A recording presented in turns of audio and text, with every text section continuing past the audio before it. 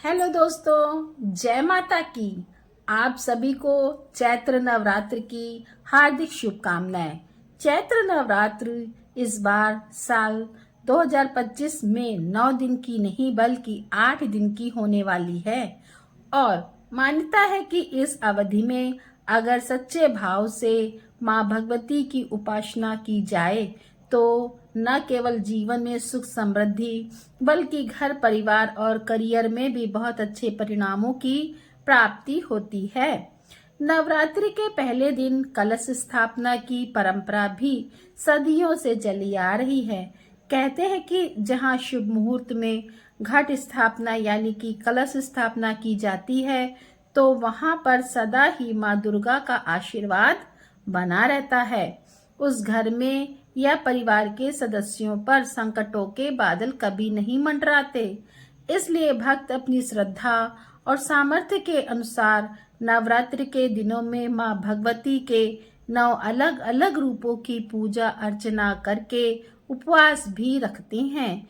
तो चलिए आपको बताते हैं इस बार चैत्र नवरात्रि कब से प्रारंभ होगी और कब समाप्त होगी। अष्टमी और नवमी की तिथि कब रहेगी और कलश की स्थापना का शुभ मुहूर्त क्या रहेगा। इस बार तिथियों की गड़बड़ के कारण आपके मन में यह प्रश्न भी जरूर उत्पन्न होगा कि नवरात्रि में किस दिन किस देवी माँ की पूजा की जाएगी और अष्टमी और नवमी तिथि क्या इस बार एक ही दिन पड़ रही है या फिर अलग अलग दिन में अपने मुहूर्त के अनुसार ही पूजा की जाएगी। साल 2025 में चैत्र नवरात्रि प्रारंभ होगी 30 मार्च दिन रविवार से और चैत्र नवरात्रि व्रत समाप्त होंगे 6 अप्रैल दिन रविवार को, यानी कि रविवार के दिन से ही व्रत प्रारंभ होंगे। और जब भी रविवार के दिन से व्रत प्रारंभ होते हैं तो ऐसे में माँ दुर्गा की सवारी हाथी माना जाता है। दिनों के आधार पर माता की सवारी निर्धारित होती है और हाथी पर आगमन बहुत ही शुभ संकेत देता है। हाथी पर ही इस बार माता प्रस्थान भी करेंगी। प्रतिपदा तिथि 29 मार्च दिन शनिवार को शाम 4:28 से प्रारंभ होगी और प्रतिपदा तिथि समाप्त होगी 30 मार्च दिन रविवार को दोपहर 12:49 पर। प्रतिपदा तिथि में कलश की स्थापना हमेशा शुभ मुहूर्त में करनी चाहिए और कलश स्थापना का शुभ मुहूर्त रहेगा सुबह 6:13 से 10:22 तक। इसके अलावा अभिजीत मुहूर्त को भी कलश स्थापना के लिए बहुत ही उत्तम मुहूर्त माना जाता है, जो कि दोपहर 12:01 से 12:50 तक रहेगा।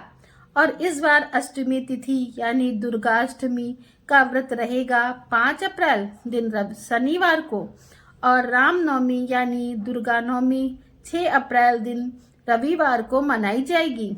कलश विसर्जन, दुर्गा विसर्जन और नवरात्रि व्रत का पारण किया जाएगा 7 अप्रैल दिन सोमवार को। दसवीं तिथि 6 अप्रैल दिन रविवार को शाम 7:24 से प्रारंभ होकर अगले दिन यानी 7 अप्रैल सोमवार को रात 8 बजे तक समाप्त होगी।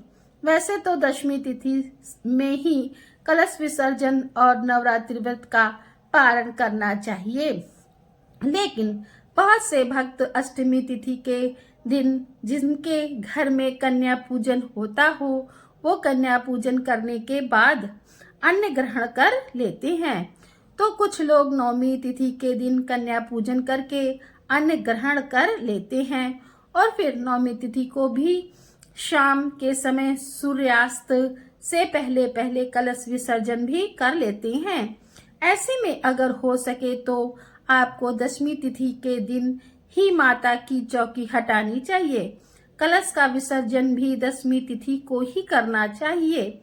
अगर बात करें इस बार नवरात्रि में किस दिन किस देवी माँ की पूजा की जाएगी, तो इस बार जैसा कि आप जानते हैं कि 30 मार्च से नवरात्रि प्रारंभ होगी।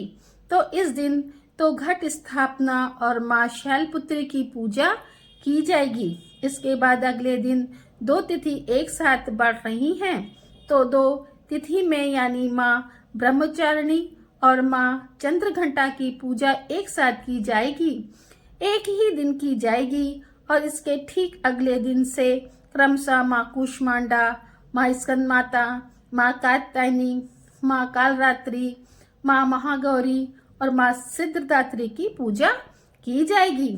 अगर आप नवरात्रि के व्रत रखते हैं तो इस बात का आपको विशेष ध्यान देना है कि नवरात्रि में केवल और केवल दूसरे दिन दो देवियों की पूजा एक साथ की जाएगी। बाकी आपको लगातार जिस क्रम से पूजा करनी होती है उसी क्रम से करनी होगी।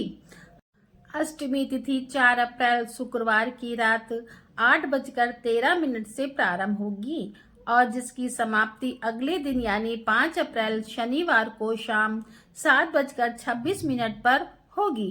इसके बाद से ही नौमी तिथि प्रारंभ होगी।